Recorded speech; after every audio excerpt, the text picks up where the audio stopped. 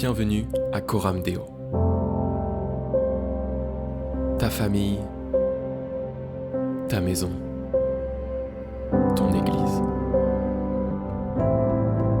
Tout comme Jésus nous l'a appris, nous voulons vivre une vie d'amour, de solidarité, de compassion. Notre but, faire que Christ soit au centre de chaque famille. Et si tout ça commençait dans ta famille? Bienvenue à Coram Deo.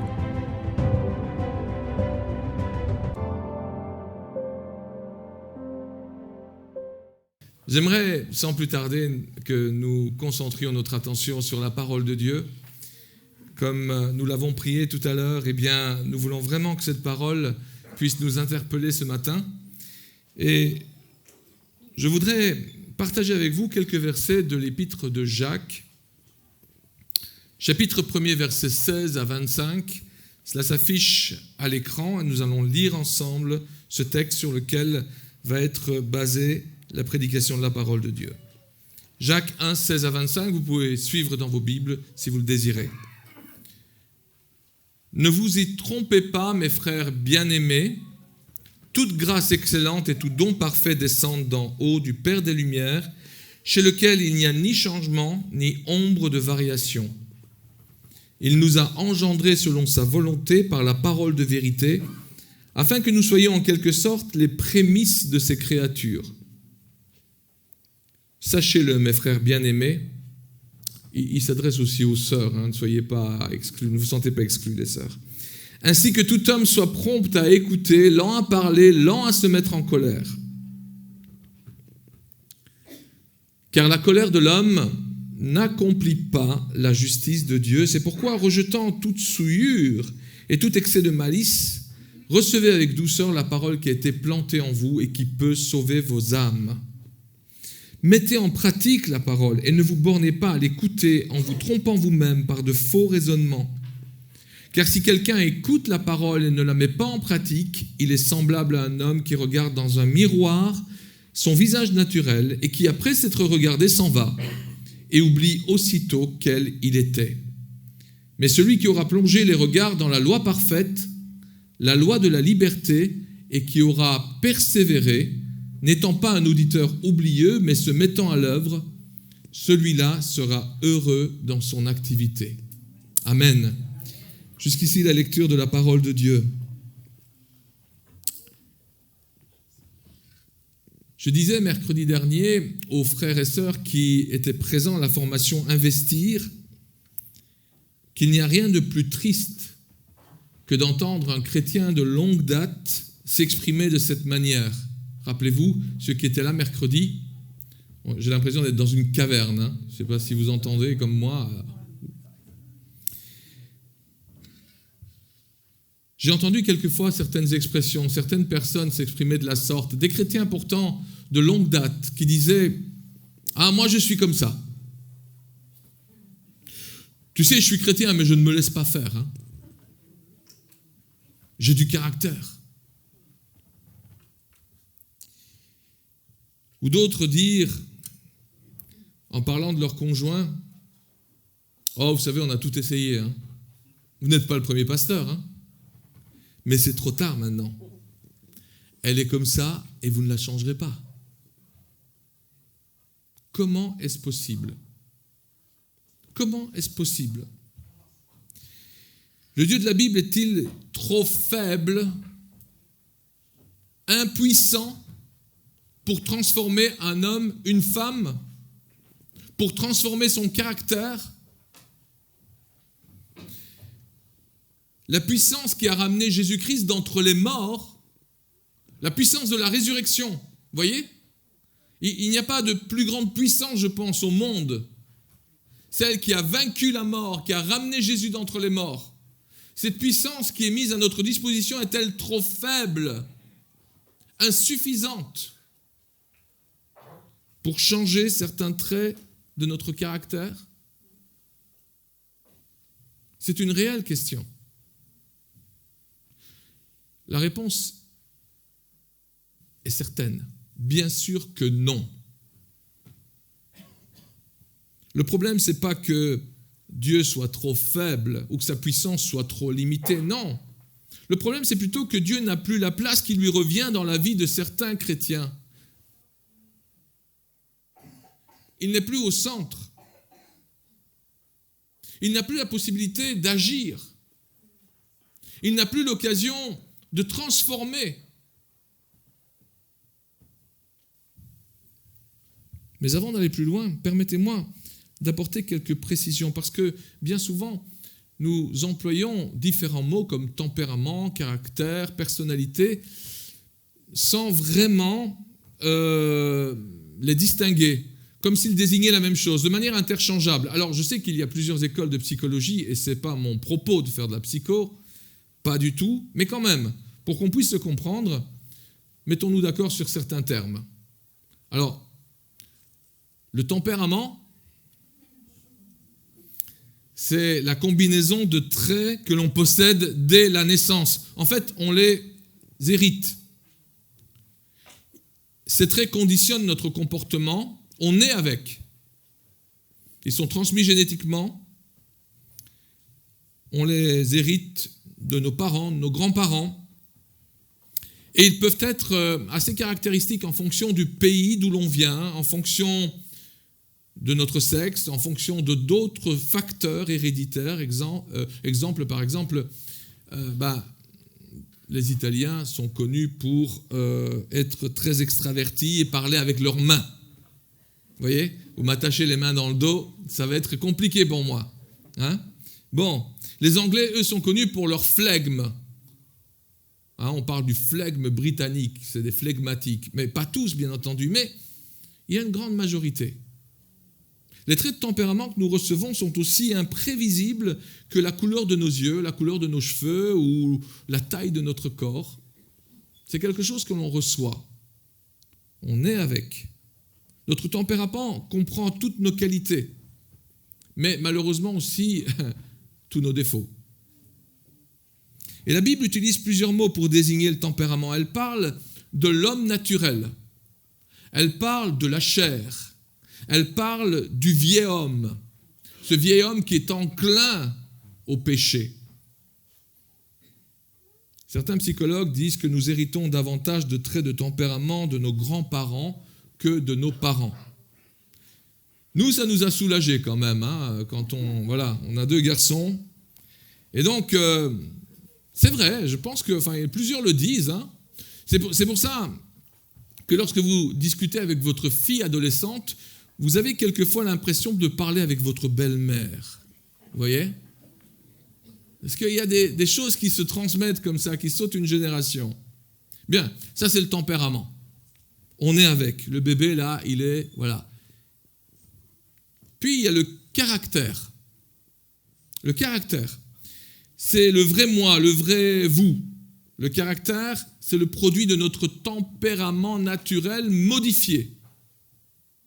Donc c'est le tempérament modifié. Modifié par quoi ? Modifié par l'éducation que vous avez reçue, modifié par votre formation intellectuelle, modifié par vos croyances, modifié par vos valeurs fondamentales, modifié par les personnes que vous avez rencontrées, modifié par vos expériences de vie, modifié par vos traumatismes, modifié par tout cela. Et puis, il y a la personnalité. Alors pour ceux qui sont dans le fond, qui ne voient pas bien, si le monsieur a une drôle de bouche, c'est parce qu'il a un masque en fait. Hein. Je ne sais pas si vous l'avez vu, mais voilà, il y a les coutures, on les voit. En fait, la personnalité, c'est l'expression extérieure de nous-mêmes. C'est ce que nous faisons voir, ce que nous montrons aux autres. Et selon notre degré d'authenticité, eh bien, notre personnalité peut être plus ou moins identique à notre caractère. Mais la plupart des personnes préfèrent, bien entendu, s'efforcer de paraître ce qu'ils voudraient être plutôt que d'être ce qu'ils sont. En résumé, le tempérament, c'est la combinaison de traits innés que nous héritons de nos parents, de nos grands-parents. Le caractère, c'est notre tempérament modifié par toutes les expériences et toutes les interactions que nous avons vécues jusque-là, et notre personnalité, eh bien, on pourrait dire que c'est le masque que nous mettons tous les matins en sortant du lit ou en sortant de la maison, ça dépend. Mais revenons à notre passage de l'épître de Jacques. Et on va commencer par la fin. Vous savez, un peu comme les curieux lorsqu'ils ouvrent un livre et qu'ils veulent savoir comment ça finit, si ça finit bien ou pas. D'accord ? On va faire ça. On va commencer par la fin et je vous propose de relire le dernier verset. C'est toujours intéressant de savoir où on va. D'accord ? Eh bien, on va essayer de savoir où on va, où Jacques veut-il nous emmener. Verset 25. En revanche, il y a celui qui examine attentivement la loi parfaite qui nous procure la liberté et il s'y attache fidèlement. Il ne se contente pas de l'écouter pour l'oublier ensuite, mais qui la met en pratique. Eh bien, celui-là sera béni dans tout ce qu'il fait. Avez-vous remarqué quelque chose ? J'ai changé de traduction. Ah, vous avez remarqué, certains d'entre vous, notre première lecture était dans la Louis II. Ici, je lis dans la Bible en français courant. Pourquoi ? Alors, j'ai mis en jaune.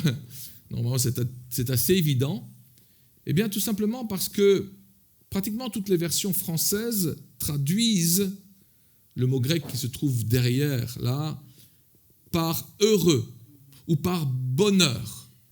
Alors que la version en français courant préfère utiliser le mot béni. Vous voyez, heureux, bonheur, pour la plupart des traductions. Et la français courant ose mettre béni. Pourquoi ? En fait, je pense que par ce choix, les traducteurs ont voulu souligner la différence qui existe entre deux définitions du bonheur.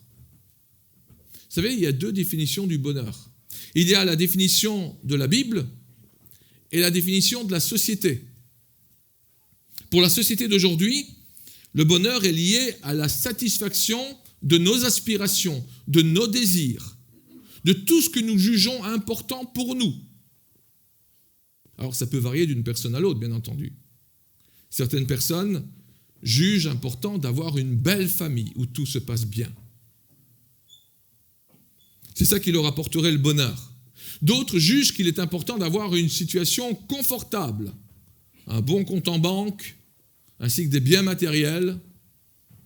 D'autres jugent qu'ils seraient satisfaits s'ils pouvaient parvenir au sommet de l'échelle sociale ou au sommet de leur entreprise, ou que sais-je, un accomplissement particulier. La plupart de nos contemporains perçoivent donc le bonheur comme un sentiment de plénitude, un sentiment de satisfaction qui ne doit être troublé par aucun stress, qui ne doit être troublé par aucune inquiétude, par aucun problème, aucune difficulté. Vous voyez, en disant cela, à quel point, je veux dire, la recherche du bonheur est compliquée. Ben oui. Rares sont les instants où notre satisfaction n'est troublée par aucun stress. Rares sont les moments où notre satisfaction n'est troublée par aucune inquiétude, aucune difficulté. Dans la Bible, il en va tout autrement. Le bonheur, ce n'est pas d'être satisfait. Le bonheur, c'est d'être béni par Dieu. C'est ça le bonheur, d'être béni par Dieu. En fait, dans la Bible, bonheur et bénédiction vont de pair, vont ensemble. Voyez ? Parce que l'être humain ne peut pas vraiment être heureux sans la bénédiction de Dieu dans sa vie, sur sa vie. C'est ça qui produit le bonheur, le vrai bonheur, la vraie joie. C'est ça qui rend un homme, une femme heureux. C'est la bénédiction de Dieu dans sa vie. Voilà, vous connaissez la fin. Mais bon, il y a encore tout un passage à examiner, hein, d'accord ? On connaît la fin. La fin, c'est être béni, être heureux, vivre un bonheur intense tout au long de notre vie. Formidable. Amen. Il y a au moins quelqu'un qui veut la bénédiction de Dieu sur sa vie ce matin. Est-ce qu'il y en a d'autres ? Amen. Ouh. Je disais hier que j'ai prêché en Finlande et je pensais être devant une tapisserie tellement les gens ne bougeaient pas, vous voyez. Mais ici, ça bouge. C'est bien, c'est bien. Ok. Alors, si vous voulez la bénédiction de Dieu sur votre vie, eh bien, je nous conseille de nous mettre à l'écoute de ce que Jacques nous dit, parce que c'est important. Que faut-il faire pour être heureux, béni ? Relisons les versets 16 et 17. Ne vous y trompez pas, mes frères bien-aimés, toute grâce excellente et tout don parfait descendent d'en haut, du Père des Lumières, chez lequel il n'y a ni changement, ni ombre de variation. Toute grâce excellente et tout don parfait descendent d'en haut, de Dieu. La Bible commence par nous pointer l'objectif à atteindre. Et quel est cet objectif ? C'est une personne extrêmement importante pour notre bonheur. Et cette personne n'est autre que le Dieu 3 fois saint, que le Dieu tout-puissant, que le Dieu créateur du ciel et de la terre, que notre Père céleste. C'est lui l'objectif à atteindre, c'est lui vers lequel nous devons tendre, c'est lui que nous devons chercher à connaître. Et l'Écriture, justement, est là pour nous aider, pour nous permettre de le connaître. Dieu s'est révélé dans sa parole. Grâce à la Bible, nous pouvons apprendre à le connaître.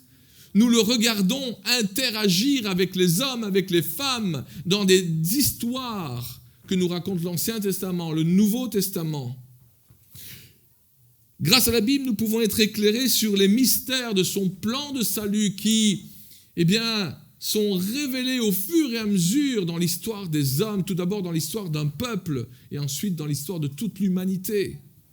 Nous pouvons découvrir la pensée de Dieu, nous pouvons être saisis par son amour immense pour chacun de nous. C'est la Bible qui nous permet de le connaître. C'est elle qui nous permet d'atteindre cet objectif. La Bible met en évidence l'objectif suprême de notre existence sur cette terre. Vous savez quel est-il ? L'objectif suprême de notre existence, le but pour lequel nous sommes là, pour lequel nous vivons, c'est de le connaître. C'est de le connaître. Un jour, nous passerons l'éternité dans sa présence et nous apprendrons à le connaître parfaitement. Le connaître pour pouvoir lui ressembler en pensant, parlant, agissant comme lui, en étant de plus en plus digne d'être appelé enfant de Dieu, ressemblant à notre Père céleste.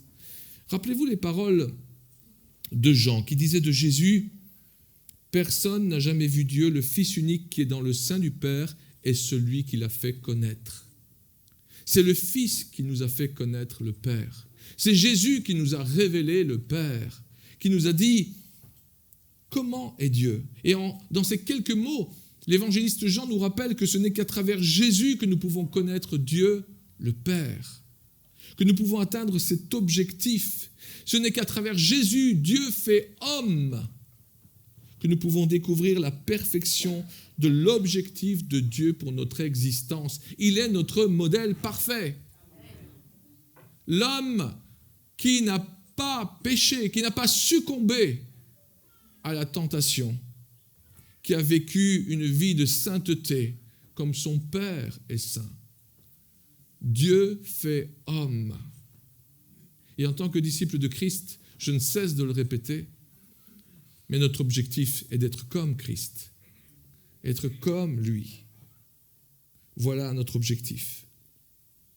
Mais ce n'est pas tout, puisqu'après nous avoir montré notre objectif, la Bible nous dit également où nous nous trouvons. Vous voyez, c'est un cheminement, hein ? On est sur une carte, imaginez-vous en train de faire une randonnée. On vous dit que pour être heureux, vous devez faire un parcours. Pour être béni, vous devez faire un parcours. Et on vous montre l'objectif à atteindre. D'accord ? Mais pour pouvoir atteindre cet objectif, il faut d'abord que vous sachiez où vous en êtes. Pour connaître et tracer la route jusqu'à cet objectif. Eh bien, la Bible nous dit où nous en sommes, où nous nous trouvons. Relisons le verset 23. et 24. Car si quelqu'un écoute la parole et ne la met pas en pratique, il est semblable à un homme qui regarde dans un miroir son visage naturel et qui, après s'être regardé, s'en va et oublie aussitôt quel il était. La Bible ne nous donne donc pas seulement l'objectif à atteindre, mais elle nous donne aussi notre point de départ, c'est-à-dire là où nous en sommes, qui nous sommes. Parce que la Bible, comme le dit l'apôtre Jacques, est comme un miroir dans lequel nous pouvons nous voir nous-mêmes, dans lequel nous pouvons nous découvrir jour après jour, parce qu'on oublie comment on est. Quand on ne se regarde plus dans le miroir le matin, on a tendance à se trouver pas mal, quoi. C'est le regard des autres qui après dit « Oh là, t'es pas coiffé aujourd'hui !» Ah oui, mais je ne me suis pas regardé dans le miroir non plus, je pensais que j'étais coiffé en fait. Jour après jour, la Bible nous permet de mieux nous connaître nous-mêmes, de savoir où nous en sommes, de savoir où nous en sommes arrivés, de réaliser qui nous sommes vraiment, pas ce que nous pensons être, mais ce que nous sommes vraiment. Mais pour que cela soit possible, il est indispensable, nous dit Jacques, que nous accueillions la parole de Dieu avec humilité.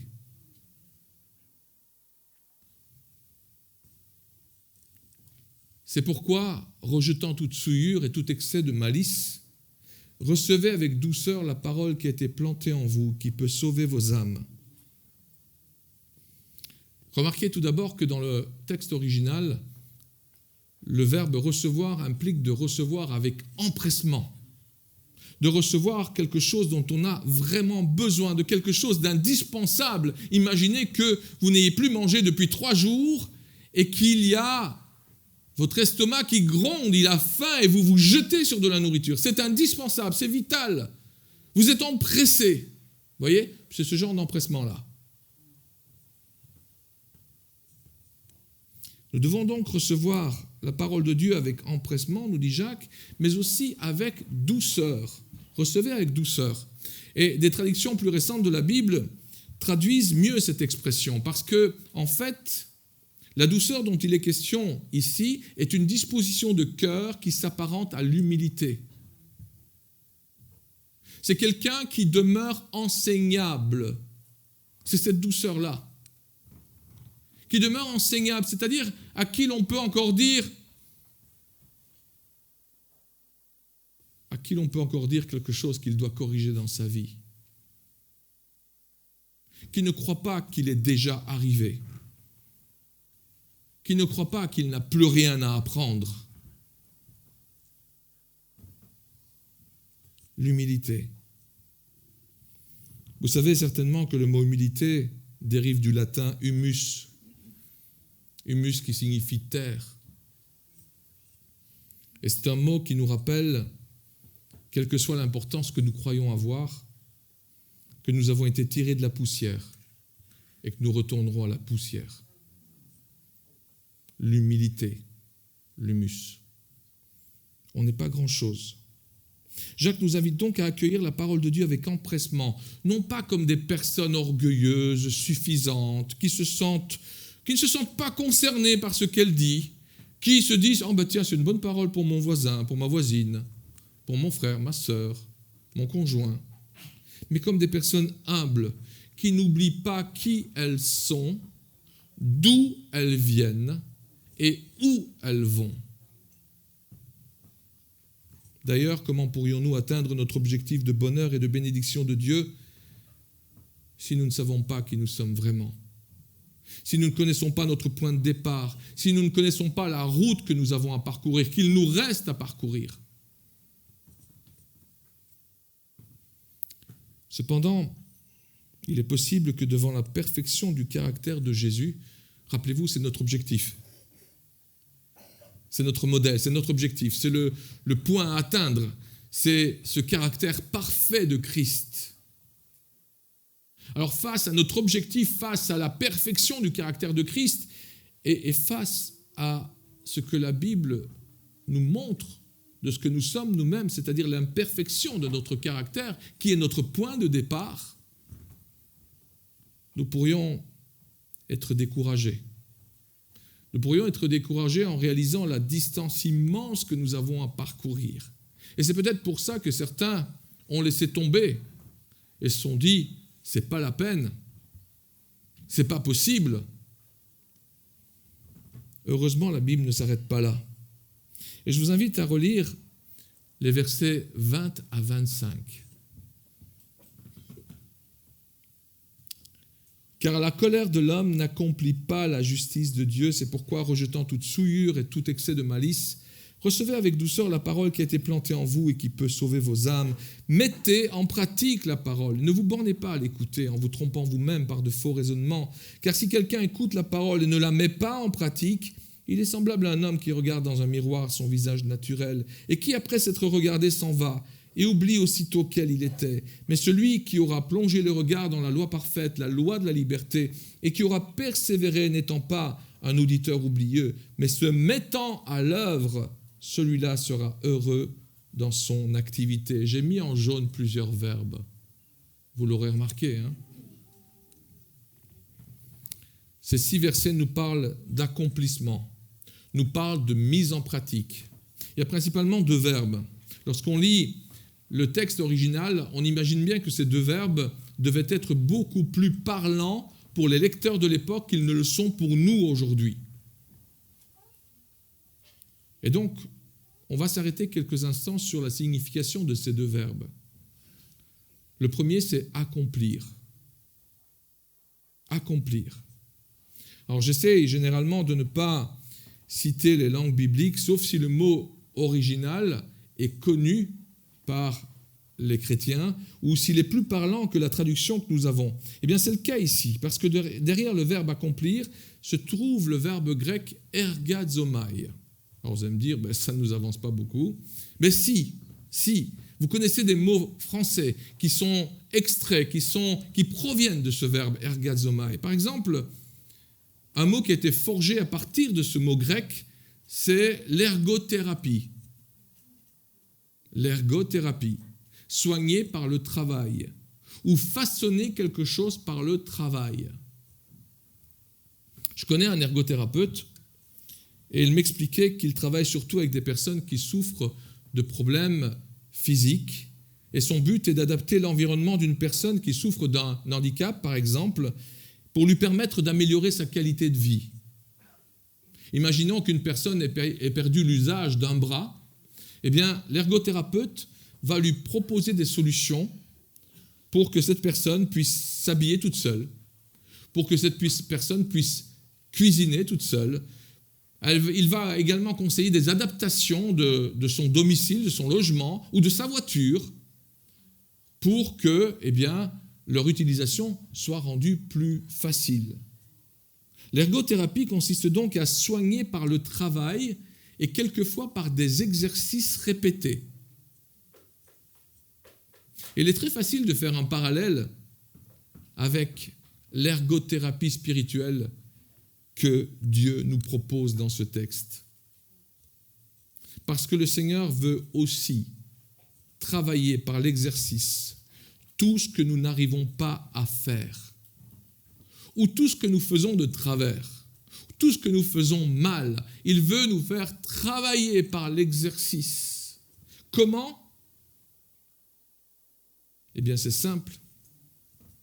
Par la mise en pratique de sa parole. Par la mise en pratique de sa parole. C'est le deuxième verbe, justement. Pratiquer. C'est-à-dire exécuter, produire, faire ce qu'il faut, faire devenir. Au début de notre passage, et au verset 18 plus particulièrement, Jacques fait clairement allusion au commencement de la création, au commencement du monde. Au moment où Dieu a fait surgir chaque chose à partir du néant par la puissance de sa parole. L'efficacité de sa parole. Verset 18. Il nous a engendrés selon sa volonté par la parole de vérité, afin que nous soyons en quelque sorte les prémices de ces créatures. Il y a dans ce verset un parallèle évident avec le livre de la Genèse. Livre et premier chapitre, premier verset, où Dieu dit et la chose arrive. Ainsi, la parole de Dieu n'est pas seulement une succession d'idées, une succession de principes théoriques, une succession de préceptes de morale. Non. La parole de Dieu est puissante et agissante. Parce que lorsque Dieu parle, il accomplit ce qu'il dit. Il accomplit ce qu'il dit.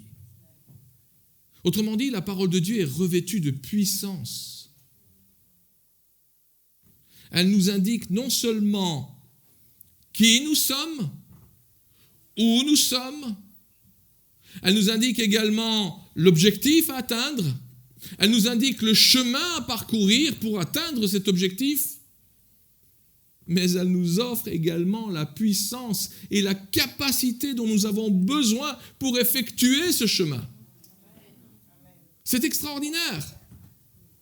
Et c'est à ce stade qu'intervient l'action du Saint-Esprit qui a inspiré cette parole, qui la porte jusqu'à nos cœurs, qui l'applique dans nos cœurs et qui nous permet de la vivre. Elle devient vie en nous grâce à son action. Il la rend claire et agissante dans notre vie. Est-ce que vous connaissez les VAE? VAE, certains connaissent, hein? Vélo à assistance électrique. Non, c'était pas ça que vous pensiez, hein? Oui, bon, voilà. Eh oui, c'est ça le problème avec les acronymes, hein? Vélo à assistance électrique. Moi, j'aime beaucoup les VAE. Alors, c'est des vélos comme les autres, hein? À un détail près. Un gros détail près, c'est qu'il y a un moteur électrique alimenté par une batterie. Voilà, c'est pas une mobilette, hein, c'est pas une moto, ça reste un vélo où il faut pédaler, d'accord? Et donc le moteur va assister le cycliste lorsque le pédalage devient trop difficile. Lorsque vous êtes dans une côte, par exemple, eh bien, ça devient dur, le moteur vient assister à un moment donné. Et j'aime beaucoup faire des balades avec mon épouse, j'ai toujours eu des vélos classiques, et bien sûr, j'ai toujours habité dans des endroits où, en hauteur, vous voyez, vous partez, vous rigolez, vous descendez, et puis quand vous revenez, vous dites non, vous descendez de votre vélo et vous faites le reste à pied, quoi, parce que la côte est trop ardue. Bon, du coup, vous faites ça une fois, et la fois suivante, vous dites non, on va rester sur le plateau, hein, on va limiter notre balade. Mais depuis que j'ai un VAE, et mon épouse aussi, eh bien, je me fixe des objectifs que je n'aurais jamais osé me fixer auparavant. Maintenant, on se dit, allez, on va jusqu'à la mer. Vous vous rendez compte? Et on n'est pas du tout des cyclistes. Mais avec le VAE, c'est possible. Pourquoi? Parce que je sais qu'il y a beaucoup de puissance à ma disposition dans la batterie, dans le moteur de mon vélo. Et que même moi, si à un moment donné, je manque d'énergie, je peux mettre un peu plus de puissance, un peu plus d'aide, un peu plus d'assistance. Bien sûr, c'est toujours moi qui pédale, mais le moteur m'assiste. Il me permet de franchir des pentes longues, des pentes raides, des pentes qui étaient auparavant pour moi infranchissables, type Tour de France, vous voyez, des trucs, vous regardez les gens, ils se disent, mais il y a un moteur. Non, eux, ils n'ont pas de moteur, ils sont entraînés. Mais vous serez, enfin moi, je suis incapable de franchir ce genre de col. Et avec un moteur assistance, un vélo assistance électrique, c'est possible, et vous pédalez comme si vous étiez sur le plat. Eh bien, il en va de même dans notre vie. Si l'objectif à atteindre par rapport à la situation où vous êtes, par rapport à ce que vous êtes, par rapport à votre caractère et la perfection du caractère de Christ, si l'objectif à atteindre vous semble trop élevé, vous semble trop difficile, n'oubliez pas que vous n'êtes pas seul. N'oubliez pas que vous n'êtes pas seul. La parole de Dieu est puissante. non seulement pour vous soutenir, mais pour vous donner la force qui vous manque, afin de vous permettre d'accomplir la volonté de Dieu. Et cette volonté, cet objectif, c'est que nous ressemblions toujours plus à notre Seigneur, que nous parcourions ce chemin, que nous nous rapprochions toujours plus de lui. Pas que nous nous en éloignions parce que justement, on compte sur nos propres forces et on n'y arrive pas et on se décourage. L'épître de Jacques cite d'ailleurs plusieurs collines élevées. Quand vous lisez l'épître de Jacques, l'auteur cite plusieurs pentes raides, plusieurs moments difficiles, des moments où nous avons vraiment besoin de l'ergothérapie puissante de Dieu, l'ergothérapie puissante de la parole de Dieu. Des domaines dans notre vie où nous avons besoin que Dieu travaille notre être intérieur par sa parole. Dans les chapitres 3 et 4, par exemple, l'apôtre Jacques nous parle du contrôle difficile de notre langue.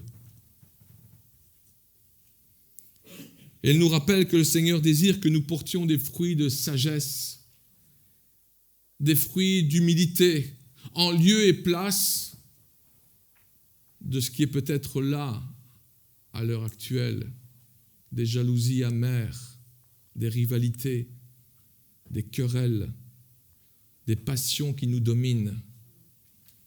Ce sont des pentes raides, oui, impossibles pour chacun d'entre nous, mais possibles pour la puissance de la parole de Dieu.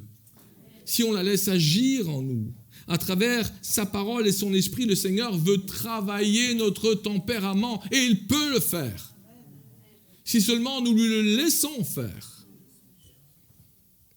Si nous donnons au Seigneur la place qui lui revient dans le quotidien de notre vie, si nous prenons des temps de communion continuelle avec lui à travers sa parole, alors nous ne serons plus dominés par les faiblesses de notre tempérament. Nous ne serons plus dominés par tout ce qui justement nous tend à nous éloigner de Dieu, à pécher contre Dieu. Mais nous serons dominés par le Saint-Esprit. C'est ça, être rempli constamment du Saint-Esprit. C'est être conduit par lui, c'est être dirigé par lui, rempli de lui. L'objectif que poursuit le Saint-Esprit n'est pas de changer notre tempérament. Nous sommes uniques et nous le resterons. Il ne veut pas changer notre tempérament, mais il veut nous donner la victoire sur tous nos défauts.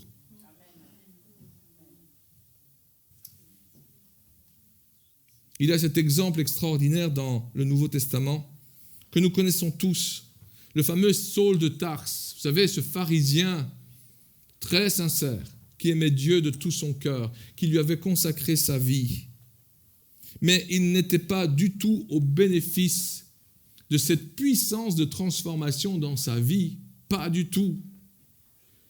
Saul de Tarse était un homme au caractère terrible.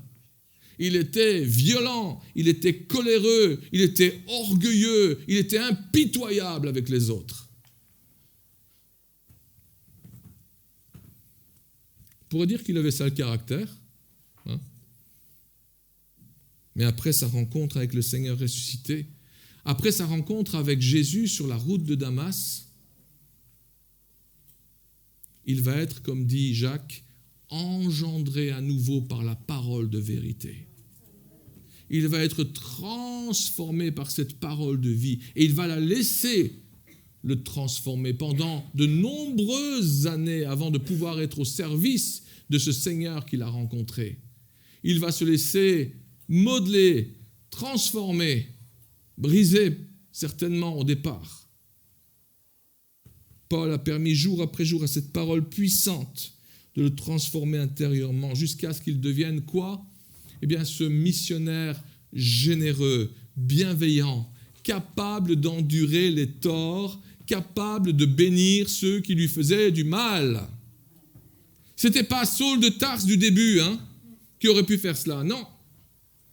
C'est Paul, l'apôtre, transformé par la parole de Dieu, par l'Esprit Saint dans sa vie, qui s'est soumis humblement à cette parole jour après jour.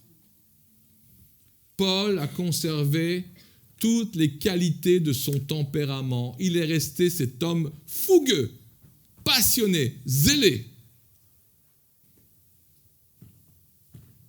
Et c'est ça qui lui a permis aussi de bouleverser le monde d'alors par ses voyages missionnaires. Mais il n'était plus dominé par ses défauts, par les péchés liés à son tempérament. Il était dominé par le Saint-Esprit. Le Seigneur nous propose ce matin l'ergothérapie de sa parole. Mais il ne suffit pas de la lire, il ne suffit pas de l'écouter.